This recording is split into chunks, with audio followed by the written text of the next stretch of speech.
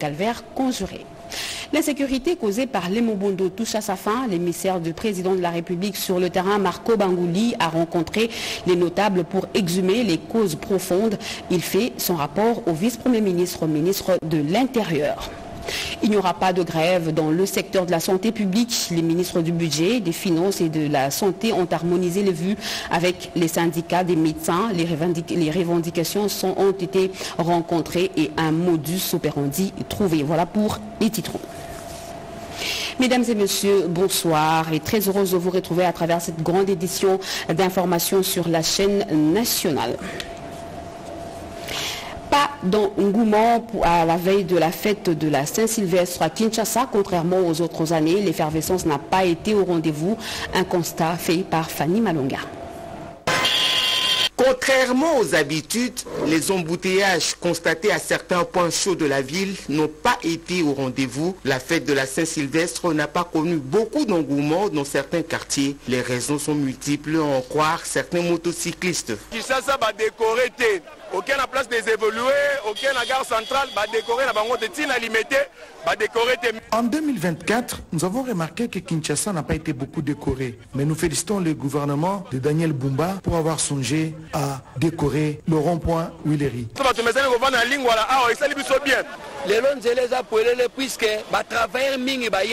Aujourd'hui, la route était dégagée. Beaucoup de gens n'ont pas travaillé. Nouvelle année 2025, les Congolais ont exprimé leurs attentes pour 2025. Je demande au gouvernement de réhabiliter le plus des routes. Voyez mes pieds comment ils sont noirs. Puisque je reviens des Zigida, je sors de là comme si j'étais dans un bourbier tout noir. À la gare centrale, l'espace a été ouvert à la population en quête de divertissement. Bon, en tout cas, depuis que nous avons lancé cette soft opening, nous avons remarqué qu'il y a encore cet inconnu et l'envie de découvrir de nouvelles choses chez le Quinois et précisément tous les Congolais. Adieu 2024 et bienvenue l'année 2025, une année pleine d'espoir pour le développement de la République démocratique du Congo. À Chikapa, le chef de l'État a tenu en début d'après-midi la réunion du Conseil de sécurité provincial de Kasaï en présence du vice-premier ministre, ministre de l'Intérieur, Jacques Chabani. La police nationale, les forces armées congolaises et d'autres services de sécurité ont été associés. Rachel Foutou et Roger Dey. Le président de la République a convoqué aujourd'hui le Conseil de sécurité provincial. Il était important pour le chef de l'État, commandant suprême des forces armées, de partager avec tous les chefs de service, mais surtout le gouverneur de la province, d'avoir tous les renseignements sécuritaires sur la province. Et il a reçu l'état des lieux du gouverneur et des différents chefs de service.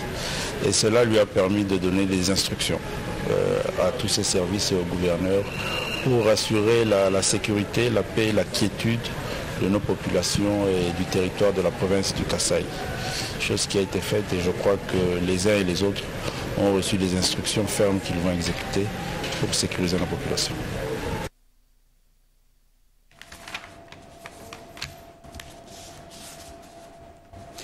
À Chikapa, le président de la République, Félix-Antoine Tshisekedi Tshilombo, a également échangé avec les différentes représentations de la population, les autorités coutumières et confessions religieuses sur la situation globale de la province. Encore une fois, Rachel Foutou. Poursuivant sa mission d'itinérance à Chikapa, dans la province du Kasaï, ce lundi 30 décembre, le chef de l'État a voulu écouter les représentants de toutes les différentes couches de la population. Le premier à être reçu, c'est donc les autorités coutumières. Ils ont présenté au président de la République, Félix Tshisekedi, les préoccupations majeures de leurs entités, notamment l'installation d'un bureau de la commission consultative. Très attentif à leurs demandes, le chef de l'État a pris l'engagement de donner une suite favorable à leurs demandes. Nous avons reçu le chef de l'État en tant que le premier chef coutumier du pays. Nous avons été tellement contents que nous avons trouvé le chef de l'État disposé à répondre favorablement à nos attentes, à nos inquiétudes. C'est l'une des caractéristiques aussi que souvent nous apprécions chez les chefs de l'État. Le chef de l'État face au chef coutumier est aussi chef coutumier. Vraiment, il a été disposé à nous écouter. Nous avons présenté nos doléances au chef de l'État. Nous espérons que dans sa bonne volonté, qui a toujours été naturelle, il devra donc prendre en considération tout ce que nous lui avons présenté comme cahier de charges pour y apporter des solutions éventuelles.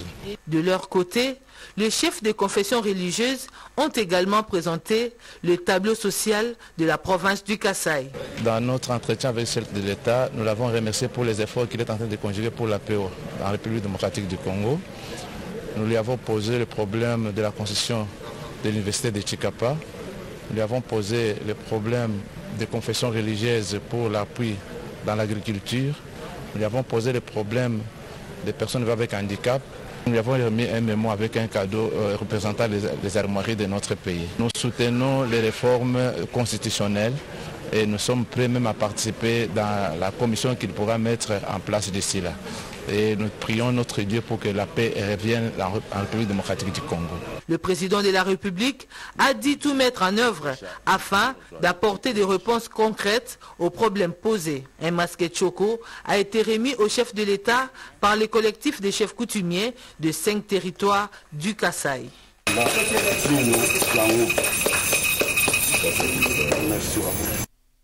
En itinérance dans le Kasaï central, Félix-Antoine Tshisekedi Tshilombo a visité à Chikapa quelques ouvrages avant de regagner Kinshasa. Le chef de l'État était au marché moderne de Chikapa, mais aussi sur la route de Chikapa-Kamako qui reliera la ville à la frontière avec l'Angola. Regardez. Il ne manquait plus au président Félix Tshisekedi que de vivre ces grands accueils qui lui a été réservé par le vendeur du marché moderne de Chikapa. De la résidence jusqu'à l'entrée du marché moderne, une foule innombrable a envahi le long de la chaussée Chikapa-Kanjadi pour voir le chef de l'État.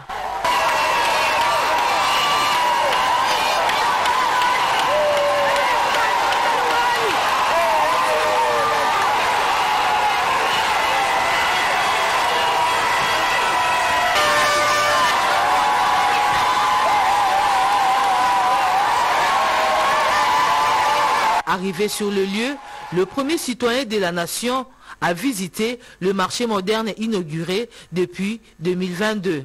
Le marché comprend au total 240 étalages, 12 magasins, 10 stands et 3 entrepôts, dont 2 sont de 18 mètres carrés et un autre de 10 mètres carrés. Il y a également un centre de santé privé. La seconde visite du chef de l'État dans la ville de Chikapa était sa descente sur le site de construction de la route sur le tronçon Chikapa-Kamako. Le chef de l'État a reçu les explications claires de ce grand projet de construction de la route qui va relier Chikapa à la frontière avec l'Angola. Cette route va désenclaver la province du Kasaï. C'est ici qu'a pris fin le séjour d'itinérance du chef de l'État dans le Grand Kasaï. Le chef de l'État a regagné Kinshasa tout de suite après cette dernière visite.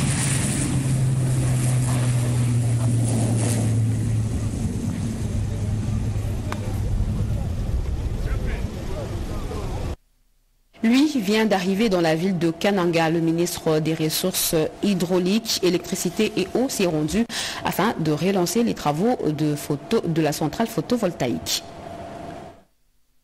Les travaux de construction de la centrale photovoltaïque du chef-lieu du Kasaï central à l'arrêt près de 7 ans vont bientôt reprendre pour améliorer la desserte en électricité dans la ville de Kananga. Sur instruction du chef de l'État Félix-Antoine Tshisekedi Tshilombo, le ministre des Ressources hydrauliques, électricité et eau, qui a accompagné les délégués du ministère des Finances, des BCECO, du DG de la SNEL, est arrivé à Kananga pour trouver des solutions urgentes. Question de répondre aux problèmes d'électricité posés par la population au chef de l'État lors de son passage dans cette ville il y a quelques jours. C'est dans cette optique que le professeur Teddy Lwamba, ministre des Ressources hydrauliques, a tenu une réunion au gouvernorat avec toutes les parties prenantes à ces projets pour explorer les voies et moyens de relancer ces travaux à l'arrêt. Après, le ministre s'est rendu sur ce site pour faire l'état des lieux de cette centrale photovoltaïque. Une centrale de 2,5 MW, le reste sur la condition du matériel et tout, ça fera l'objet effectivement des évaluations. Lors de sa présence ici, la population a fortement demandé qu'il y ait des solutions en termes d'électricité. Ici, il s'agit de ce site qui a fait pratiquement cette année à l'arrêt. Il fallait que nous puissions échanger avec les parties prenantes pour savoir comment nous pouvons mettre en marche et trouver les conditions de reprise. Et je pense qu'au bonheur des populations de Kasaï central, nous avons eu à tenir des réunions très fructueuses et à l'issue de ça, je pense que très incessamment, nous allons reprendre des opérations. Cette descente est une preuve que le président de la République, Félix-Antoine Tshisekedi Tshilombo, est déterminé à résoudre les problèmes socio-économiques de la population de cette province. À Kinshasa, l'eau potable coule désormais comme les chutes de Niagara à Mbouti dans la commune de Mongafula grâce aux travaux de renforcement du réseau réalisés par la direction régionale de la régie des eaux Kin-Ouest. La population, elle, pousse un ouf de soulagement après 10 ans de calvaire. Serge Merlin Mata. L'eau potable coule à nouveau à flot dans les robinets des habitants du quartier d'Ipia, sur l'avenue Kingoudi à Bumbu. Satisfait, aucun habitant du dit quartier n'est resté indifférent. Des améliorations dans la desserte en eau potable sont aussi observées et constatées dans certains quartiers de la commune de Mongafula et ses environs, comme Mboudi. Cette amélioration de la desserte en eau potable dans ces deux quartiers de la partie ouest, la ville de Kinshasa est consécutive aux intenses travaux de renforcement du réseau réalisés et effectués par les équipes de la direction régionale, la régie des eaux Kinshasa-Ouest, sous l'impulsion d'état général David Chulumba Mutombo et de son adjoint Jean Bosco Mwakaindele. Depuis qu'on a inauguré l'usine de l'ozone, module 1, maintenant nous avons le module 2 qui vient d'arriver. Vous allez remarquer que dans la ville de Kinshasa, surtout dans la partie ouest, nous avons maintenant beaucoup d'eau. Nous sommes en train de chercher maintenant les voies et moyens, parce que nous connaissons notre métier, comment distribuer cette eau à la population quinoise de la partie ouest. Dans l'entretemps, les travaux de remplacement des conduites d'eau vont donc se poursuivre. Ce n'est pas que nous allons nous arrêter là-bas. Il y a plusieurs projets que nous avons déjà dans notre banque de données. Nous sommes en train d'aller progressivement. Proche de la population, la régie des OSA reste déterminée à engager avec passion à résoudre les difficultés liées à l'approvisionnement en eau potable partout dans le pays. Plusieurs orphelins de 8 orphelinats de Kinshasa étaient à l'honneur à la Fondation Grâce à ma mère de Madame Julie Suleimanika. Plus de 300 enfants orphelins ont partagé un repas, un air des jeux, diverses activités. Une manière de redonner le sourire à ces enfants. J'y reste au Fuji. 300 orphelins venus de 8 orphelinats de 4 districts de Kinshasa ont partagé un repas, un air des jeux, diverses activités et ont bénéficié de la visite du Père Noël qui les a offert chacun un cadeau, question de préserver l'esprit de festivité. Une belle trouvaille de Gram Fondation Grâce à ma mère que dirige la présidente Julie Suélé. L'objectif poursuivi par ce banquet est de permettre aux orphelins de célébrer ces moments de festivité comme en famille. C'est pour nous un moment très important parce que ça crée des souvenirs positifs dans la vie de ces enfants-là qui vivent dans les orphelinats et ils se sentent considérés et fêtent Noël comme dans une vraie famille. Cet acte de générosité pendant cette période des fêtes a été salué par quelques enfants démunis qui ont partagé ce repas avec Gram. Ils n'ont pas manqué de remercier cette initiative qui a permis de passer le temps ensemble comme frères et sœurs sous un toit. Donc on les a réunis ici pour la 3e fois consécutive et nous espérons pouvoir continuer avec cette culture parce que les enfants sont tellement habitués que c'est vraiment devenu une activité qui retient l'attention des enfants. Pour les éditions à venir, Grâce à ma mère compte innover et fournir encore davantage les efforts pour réunir plus d'enfants afin de partager ces moments inoubliables. Cette activité est à mettre dans la droite ligne du programme philanthropique que propose la Fondation Grâce à ma mère que dirige Madame Julie Suélé en vue de redonner le sourire aux personnes vulnérables et la réinsertion socio-économique des femmes et jeunes filles en milieu urbano-rural.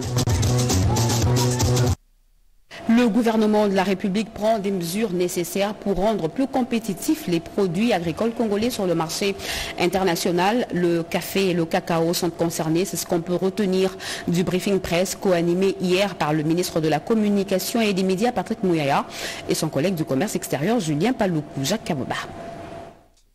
Le gouvernement de la République démocratique du Congo a, au cours d'un briefing presse tenu lundi 30 décembre 2024, rejeté les accusations de l'Union européenne concernant une prétendue déforestation massive liée à la production de café et de cacao.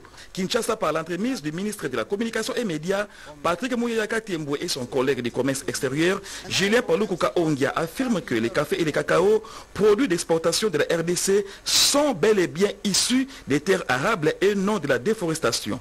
Il s'agit d'un règlement de l'Union européenne qui, en fait, a été voté par le Parlement européen dans l'optique de ce qu'ils appellent zéro déforestation. C'est-à-dire, l'idée globale de l'Union européenne, c'est de dire qu'il ne faudrait pas que des produits entrent sur les territoires européens alors qu'ils résultent de la déforestation. Étant donné que le monde entier aujourd'hui est dans la protection de l'environnement. Vous savez que la RDC est le champion avec le président de la République qui appelle la RDC pays solution. La philosophie de l'Union européenne cadre donc avec ce que nous faisons ici. Et pour ce faire, l'Union européenne met en place des auditeurs. Et le dernier passage des auditeurs a été signalé au mois de juin-juillet 2024 et la certification de nos champs de café et de cacao a été faite en août 2024. Alors maintenant, quelle est la situation de la RDC? Est-ce que réellement la RDC fait de la déforestation pour qu'elle soit victime de ces règlements européens? Je vais vous lire ce que la ministre d'État de l'Environnement m'a demandé de vous faire parvenir. La ministre F. Bazaïba m'a demandé de dire ceci. Nous avons 80 millions de terres arables qui n'ont rien à voir avec le couvert forestier du pays, qui est de 155,5 millions d'hectares, dont 62% sont des forêts tropicales humides, parmi lesquelles 105 km² de tourbières, des mangroves et des forêts miombo. Nous avons le droit de rentabiliser nos terres avec des cultures pérennes favorables à l'agroforesterie, notamment le café et le cacao. Tous les moteurs de déforestation réunis, la RDC, nous n'enregistrons que 0,03% de déforestation par an.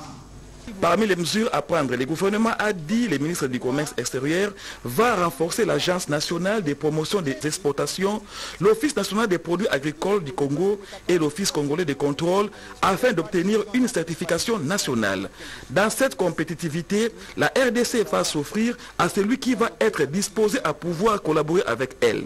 Le gouvernement va renforcer sa collaboration avec l'Union européenne, partenaire traditionnel avec lesquels notre pays doit avoir des relations solides. Il est allé à Mbuji-Mayi pour accueillir le président de la République lors de son récent séjour de travail. José Kalalawa Kalala, premier vice-président du Sénat, a profité de sa présence dans la ville de Diamantifère pour recevoir la plus grande équipe sportive de ce coin du pays, Sanga Balende, les détails avec Anita Lomboa et José Dimonekene. Geste simple, mais plein de signification. À travers cet acte, le premier vice-président du Sénat s'engage à payer les 2 matchs gagnés contre Chinkuku dans la ville de Kananga et Simba à Lubumbashi, ainsi que Blessing de Kolwezi. Cela dans le cadre de la Linafoot Ligue 1. Outre cette enveloppe, José Kalalawa Kalala a remis aux joueurs de Sanga Balende une prime de soutien à la plus grande équipe sportive de la ville de Mbuji-Mayi. Au-delà de l'aspect financier, ce geste fort du chef de la diplomatie parlementaire traduit un profond attachement et une histoire de cœur entre José Kalala et cette équipe de gloire. Pour le secrétaire général de l'équipe sportive de Sanga Balende, la démarche du premier vice-président du Sénat va au-delà de ses obligations officielles, mais reflète une passion et une volonté du numéro 2 du Sénat de soutenir ce club sportif. Je suis flatté et tout fanatique de Sanga Balende est flatté en ces temps où il vient au secours des joueurs. On en avait besoin pour la survie de l'équipe et je ne peux que lui demander de réitérer le même geste chaque fois que besoin en est. Les joueurs, quant à eux, ont remercié José Kalala. À travers ce geste de générosité, ce dernier vient de renforcer une fois de plus leur détermination et leur passion sur le terrain. Merci parce que vous faites la différence et puis nous espérons encore une fois dans l'avenir que vous feriez beaucoup plus que ça et nous vous en serons très reconnaissants. Encore une fois, merci. En termes de palmarès, l'équipe de Sangabalende a remporté le championnat national Linafoot en 1983 et a terminé vice-champion lors de la saison 2013-2014. Le club a été également finaliste de la Coupe du Congo en 2002 et en 2021. Égalisation de Sa Majesté Sangabalende. L'insécurité causée par les Mobondo touche à sa fin, nous vous l'avions dit à l'entame de ce journal. L'émissaire du président de la République sur le terrain, Marco Bangouli, a rencontré les notables pour exhumer les causes profondes. Il vient de faire son rapport au vice-premier ministre, ministre de l'Intérieur, Jacques Chabani. Bobo Mokondi. Marco Bangouli, émissaire du chef de l'État Félix-Antoine Tshisekedi Tshilombo, dans le conflit Tekeyaka dans le Kwamount, a été reçu ce mardi par le vice-premier ministre au ministre de l'Intérieur et Sécurité Jacques Chabani. Il était accompagné de 2 points focaux de ces 2 ethnies en conflit. C'est après une série de consultations à l'africaine entre ces 2 communautés dans le but de favoriser le vivre ensemble et booster le développement de cette contrée comme le veut le président de la République. À l'origine de ces conflits, les litiges fonciers qui remontent d'août 2022. Ces conflits persistants est à l'origine des ministres Mobondo à une centaine de kilomètres de la capitale congolaise et a causé plusieurs morts et des milliers de déplacés, paralysant ainsi les transactions économiques entre provinces. Ces messagers du chef de l'État Félix-Antoine Tshisekedi Tshilombo est porteur d'un message de paix, de réconciliation, de cohésion et de cohabitation pacifique entre ces 2 ethnies. Par manque de clarté, il y a l'anarchie. Et dans cette anarchie est né le conflit. Le gouvernement, d'abord le président qui m'a chargé, le gouvernement s'occupe de ce problème. On n'a pas abandonné. À travers ces consultations, toutes les parties prenantes, les chefs coutumiers d'une part et d'autre part les politiciens, la société civile impliquée dans ces conflits ont donné des explications détaillées liées à leurs conflits avant de déposer chacun un cahier des charges contenant leurs revendications. Très attentif, le patron de la territoriale nationale, Maître Jacques Chabani, promet des actions concrètes afin de restaurer l'autorité de l'État dans cette partie du pays. Et nous venons de l'apprendre, le président de la République vient de signer plusieurs ordonnances. Avec vous, Joseph Oscar Malkaïch. Bonsoir Sandra Nyangui. Le président de la République, Félix-Antoine Tshisekedi Tshilombo, a signé plusieurs ordonnances dont les contenus nous sera livré juste après ces journées. Merci beaucoup. Restez branchés sur la RTNC pour suivre justement ce qui a été et ce qui sera dit, annoncé tout à l'heure par Joseph Oscar Malkaïch. Je vous l'avais dit, en titre, il y a lieu de nourrir l'optimisme. Les revendications des médecins ont trouvé les oreilles attentives du gouvernement. 3 membres du gouvernement de la République étaient en face du SINAMED pour tailler bavette autour de la menace de grève. Sylvie Moembo nous en parle. Lors de cette réunion, plusieurs points ont été abordés, la problématique de la paie complémentaire, les actes administratifs et la commission sur le cahier des charges. Au nom du gouvernement de la République, le ministre des Finances a informé la délégation syndicale du secteur de la santé que les OPI relatifs à la paie complémentaire avaient déjà été signés depuis jeudi dernier. Il a précisé que le paiement s'effectuera de manière échelonnée. Concernant les revendications liées aux actes administratifs, Doudou Fouambali Koundé Libotaï a rassuré les syndicats que ces questions seront traitées par le vice-premier ministre en charge de la fonction publique et le ministre de la Santé. Nous avons fait le tour des problèmes qui se posent actuellement dans le secteur de la santé. Et comme vous le savez, toutes les catégories de ce secteur-là attendent la paie complémentaire. Et nous venons donc d'avoir des assurances de la part des excellences pour dire que le décaissement va se faire à partir d'aujourd'hui et cela progressivement et la Banque centrale va se charger d'envoyer les fonds dans les différentes banques ici à Kinshasa comme dans les provinces. Le ministre des Finances a encouragé la délégation syndicale du secteur de la santé à maintenir un dialogue permanent et à privilégier des canaux de communication fiables pour éviter toute désinformation. Il a également rappelé les contextes d'agression qui traversent le pays, soulignant l'importance de préserver la la paix sociale et de respecter les serments professionnels pour sauver des vies. Cette séance de travail avait pour objectif de trouver des solutions durables afin d'éviter la grève projetée par le personnel du secteur de la santé sur l'ensemble du territoire national. Et la nouvelle directrice générale du journal officiel vient de prendre officiellement ses fonctions au terme d'une brève cérémonie de remise-reprise. Forum Métété Yvette promet de capitaliser les acquis et sollicite l'accompagnement des cadres et agents. Edith Chala. Au journal officiel, il y a eu passage de témoins. En exécution de l'ordonnance présidentielle nommant les nouveaux mandataires, Forum Métété Yvette a pris possession des lieux et Malingue Lekuzoma Mireille a cédé le bâton de commandement. Le directeur de cabinet adjoint du chef de l'État, en charge des questions sociales, Olivier Mondongué, a supervisé cette cérémonie de remise-reprise. Je voudrais remercier et exprimer ma profonde gratitude au président de la République, chef de l'État, pour son dévouement à moderniser les services publics et à promouvoir le genre dans toutes ses dimensions. Monsieur le vice-premier ministre, ministre de la Défense nationale et ancien combattant partout où vous vous trouverez, soyez rassurés que tous vos acquis glanés durant votre passage à la tête du journal officiel de la République démocratique du Congo seront capitalisés, consolidés et utilisés à bon escient. Le journal officiel de la RDC connaît plusieurs défis majeurs, notamment ceux liés à la e-administration, c'est-à-dire la numérisation des publications du journal officiel, de son fonctionnement et de son accès par les usagers via son site internet. Ainsi, pour l'atteinte optimale de ces objectifs, une attention particulière sera placée sur les ressources humaines. La directeure générale entrante, Forum Métété Yvette, a pris l'engagement.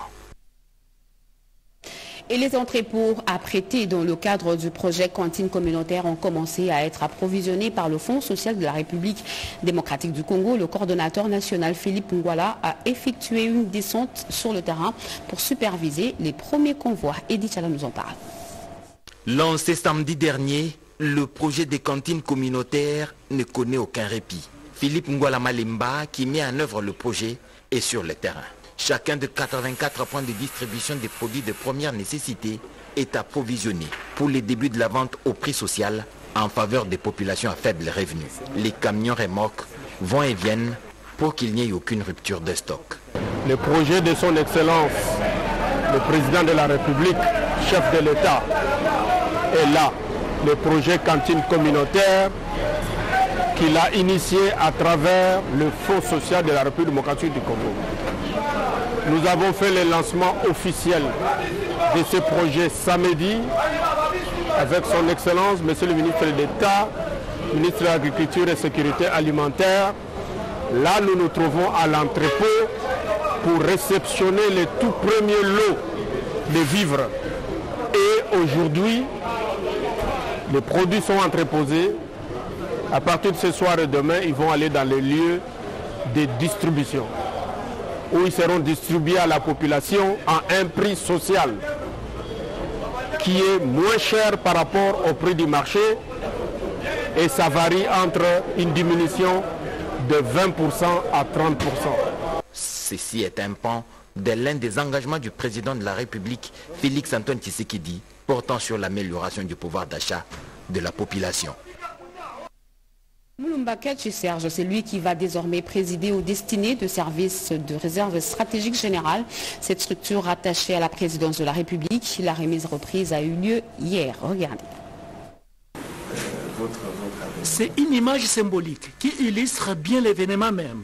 Échange de signataires entre Madame Dadi Bidianfou Makedika, ancienne coordonnatrice de la réserve stratégique générale, et les désormais nouveaux coordonnateurs de cette structure de la présidence de la République chargée de la promotion, du développement et de la mise en œuvre de la vision du chef de l'État dans le secteur agroalimentaire, industrie et autres.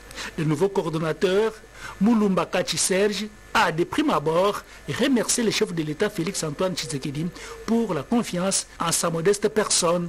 Il a promis de matérialiser la vision du président de la République en mettant en avant-plan l'homme au centre de son action. Les remerciements vont d'abord à notre Dieu. Ensuite, nos vives et sincères remerciements au président de la République, chef de l'État, Félix Antoine Tshisekedi Tshilombo. C'est ici pour moi l'occasion de rendre hommage à Madame la coordinatrice pour le travail accompli. Nous savons que la tâche est immense et nous savons que le chef de l'État attend beaucoup de cette institution. Nous aurons l'occasion de nous adresser à tout le personnel pour leur faire part de notre nouvelle vision, des attentes et des objectifs qu'ensemble nous allons bâtir. La nouvelle coordination entend donc travailler d'arrache-pied pour que cette institution retrouve ses lettres de noblesse. Monsieur le conseiller principal, merci d'avoir disposé de votre temps pour présider cette cérémonie. Et de son côté, la coordonnatrice sortante a remercié aussi le président de la République pour la considération qu'il n'a cessé de lui témoigner et a promis au nouveau coordonnateur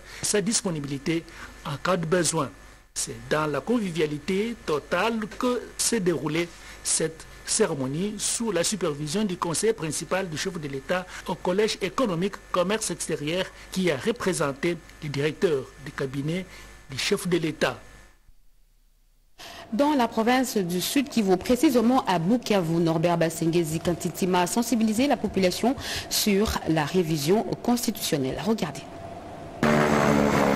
Dans son adresse à la population, l'expert en matière électorale et vice-président honoraire de la CEI et CENI, Norbert Basengezi, édifie la population sur l'importance de réflexion sur les réformes constitutionnelles et électorales proposées par le chef de l'État, Félix Antoine Tshisekedi.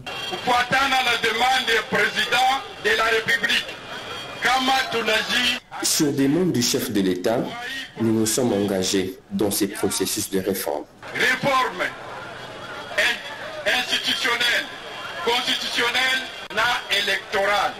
Nous, comme membres de la commission électorale, nous avons mis à la disposition du public la demande du président de la République à travers cet ouvrage. Profitant de cette occasion, l'autorité morale de l'ANC présente à la population le manuel de réflexion sur les élections de 2028 en RDC et son rapport parlementaire avec un accent particulier sur le desiderata de la population. Signalant que le sénateur Norbert Basengezi Kantitima est accompagné par le président national ad intérim de l'ANC, les députés nationaux Maombi Kachongo Sosten, des secrétaires généraux adjoints, des interfédéraux et d'autres cadres de cette formation politique de l'Union sacrée de la nation qui soutient la vision du chef de l'État, Félix Antoine Tshisekedi Tshilombo.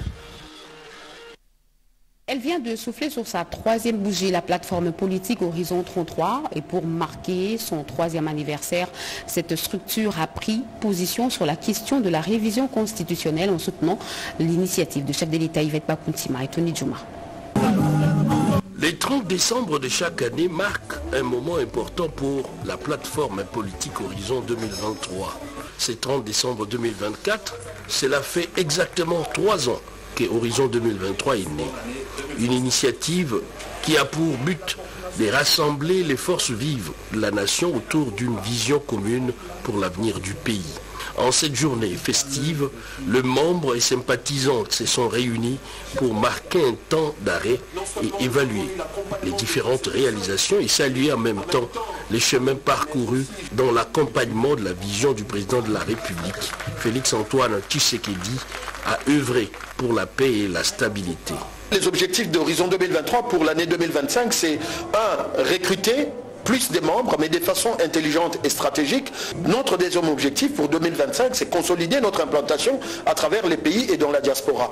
Face aux enjeux actuels, notamment l'initiative de révision constitutionnelle Horizon 2023 a exprimé son soutien au changement de la Constitution. Horizon 2023 est pour les changements de la constitution de notre pays, car il nous faut une constitution à la fois qui cadre avec les aspirations profondes du peuple congolais, les réalités de notre pays, les réalités aussi bien endogènes, mais surtout exogènes. Le chemin est encore long, mais avec cette célébration, la détermination à poursuivre les travaux entamés constitue leur leitmotiv.